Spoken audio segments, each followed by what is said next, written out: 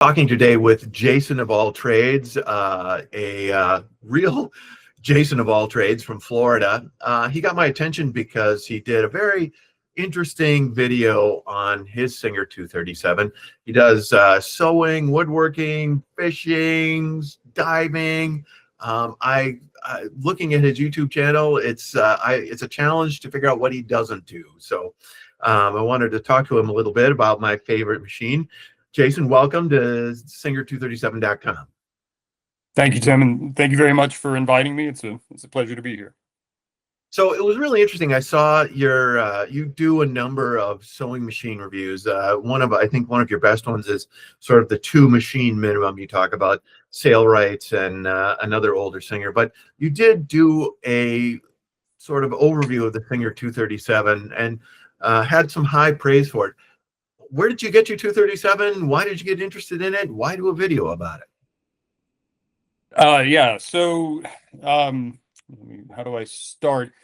So I found my Singer 237 at a thrift store, and by that time, I already had a YouTube channel that had, I named my channel The Jason of All Trades for the reasons that you highlighted. I do a lot of stuff, and I thought, oh, I'm going to have this really interesting channel with all this stuff, and then it turned out that what people really want to see from me is sewing stuff. So it's like 99% sewing with some dribs and drabs of other stuff. So by the time I found the 237, it was already kind of established. By the way, the real star of our show here has finally made a show. But if you go back on my channel, that's Bob, and he used to steal the show all the time when I would do videos from home. But so yeah, I was at a thrift store in Lafayette, Colorado, I think it was, when I lived out in Colorado, and literally just stumbled upon a very, very beautiful machine in excellent condition. Didn't know anything about it at all. I was just like, well, that's a really nice machine. It was $20. So how do I not buy it? And that was my first introduction to the 237. I really didn't think anything about it. Did a little bit of Googling at the time. It's interesting. I watched your interview with Bob Fowler, and there was a bunch of stuff I didn't know about the machine. I think mine's a U.S. made machine. I assumed it was Italian, but I think it's not now from some of the stuff that he said.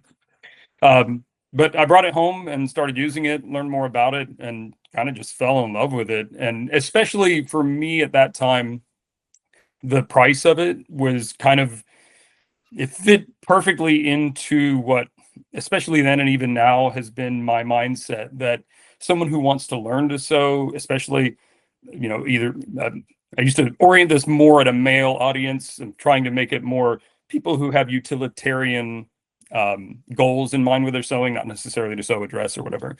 I think buying a vintage machine is the way to go, and especially when you can get one for $20 that works as well as that machine does. So it does seem to be the version that sort of flies under the radar. I mean, I repair and resell sewing machines a lot, and there's always a lot of interest in the 201s and the 301s that I have. The market for the featherweights is so volatile that it's like not worth bothering with. I'm not going to take a chance on a $500 machine, but there's just no love for the 237. There you go. It just happens to be sitting here. Yeah, I mean, there's my Facebook Marketplace in my town has 5 of them for sale for $50, and they've been there for months. So it really doesn't. Like I say, it really doesn't get a lot of attention. But it turns up in the thrift store for $20. Right, and I kind of want it to be that way, right? Like one of the things that annoys me about featherweights is the prices that they get for them. They're great machines. They're really cool little machines, but like, are they worth the kind of money that people get for them? Like, I don't think they are. And I want there to be $20, $30 vintage sewing machines out there for dummies like me who are like, well, I'd like to try it, but I don't want to spend any real money. And unfortunately, you can buy a $20 or $30 broken machine and just forget all about it because you don't know it works. But when you can buy something that actually works for that little money. So I like the fact that they're inexpensive and unsung heroes. But so a lot of people that deal with vintage sewing machines are working on them all the time. I think I have 20 of them in my basement at the moment. Is that part of your practice, for lack of a better word? Are you fixing them and turning them around, or are you just sticking with the ones you have? Does taking them apart and never putting them back together count as working on Uh, them? the metal side of the unfinished object phenomenon and so on. Yes, I have bins full of parts of Yeah. donor machines downstairs. Yeah, I have done some repair work. It's funny because I often get questions like, "Hey, how can I fix this on this model machine?" I don't know. I'll start Take it referring apart, them to you. take it Um, apart, try it out. right. And so early on in my time with my 237, I'm ashamed to say this, but it's on video. But I kicked it. It was on the floor, and I walked by and bumped it, and it fell over, and it broke the I think it was the stitch width lever.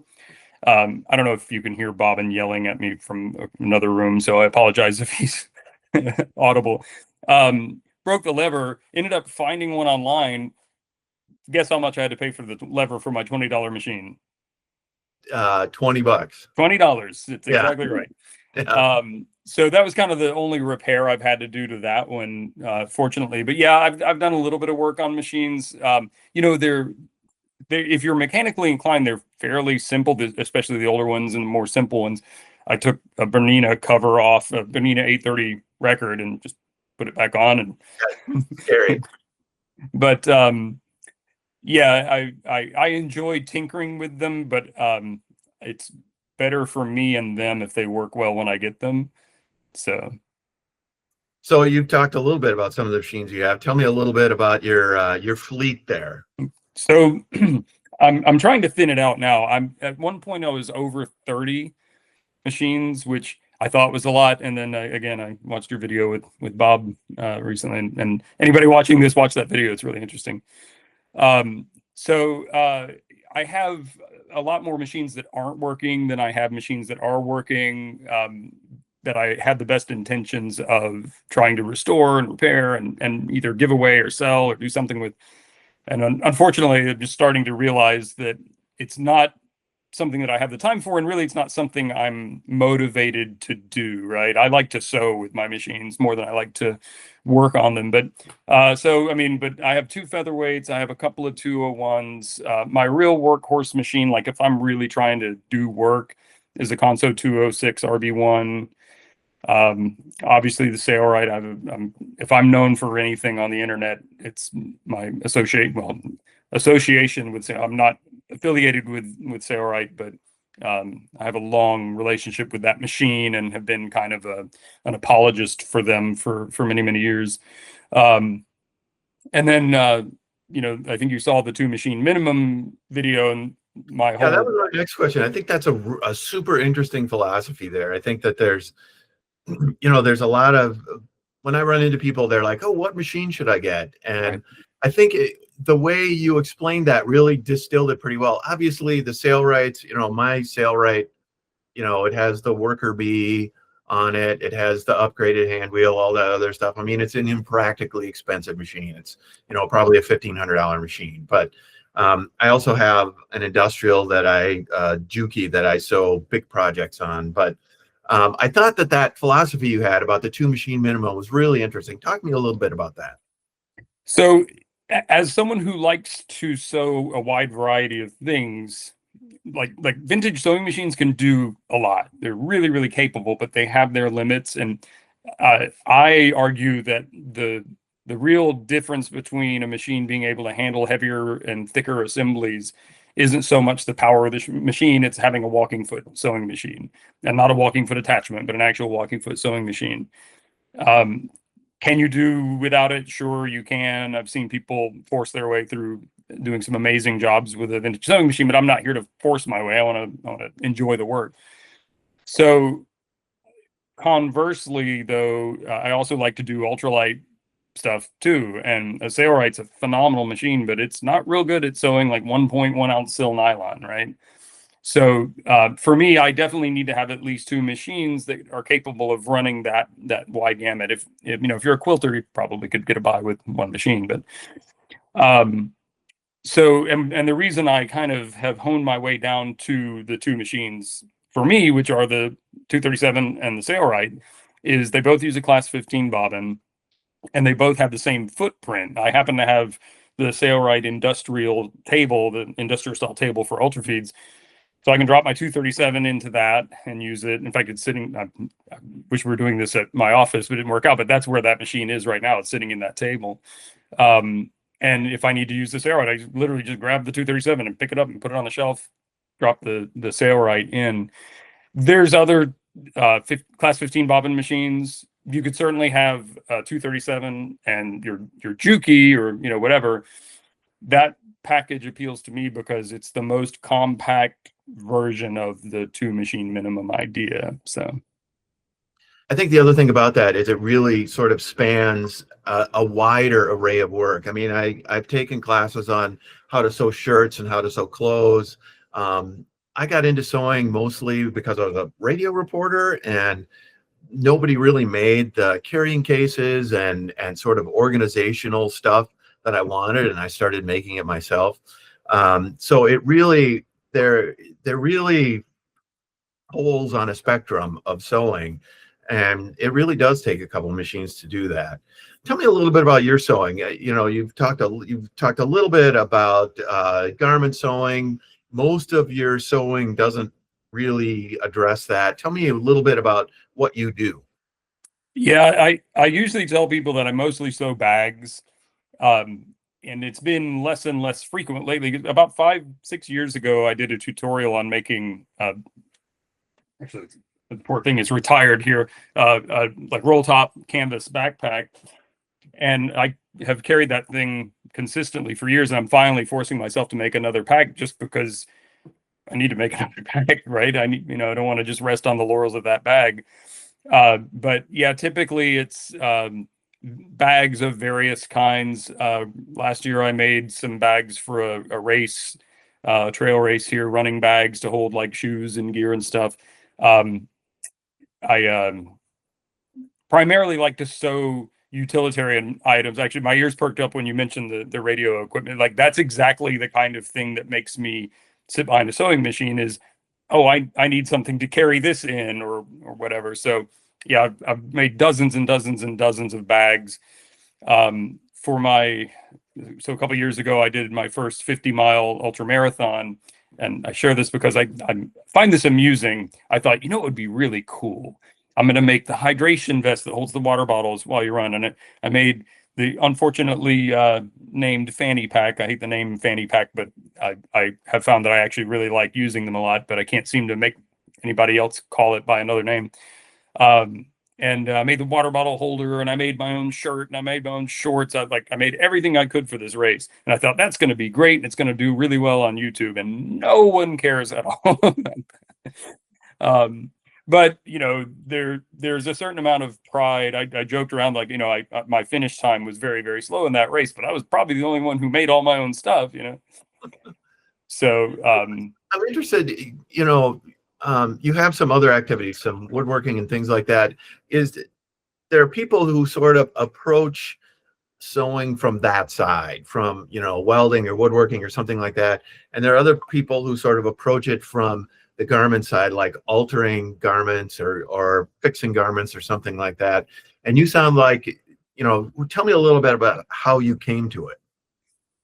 So my first sewing experience was a long, long, long time ago. Well, actually, all right. So the first thing I made with a sewing machine by myself was a backpacking quilt, which if you're not familiar with ultralight backpacking, a quilt is basically a sleeping bag with no zipper. And the idea is you drape it on top of you because if you sleep in a sleeping bag, everything underneath you gets compressed and it's not doing any good. So why carry it?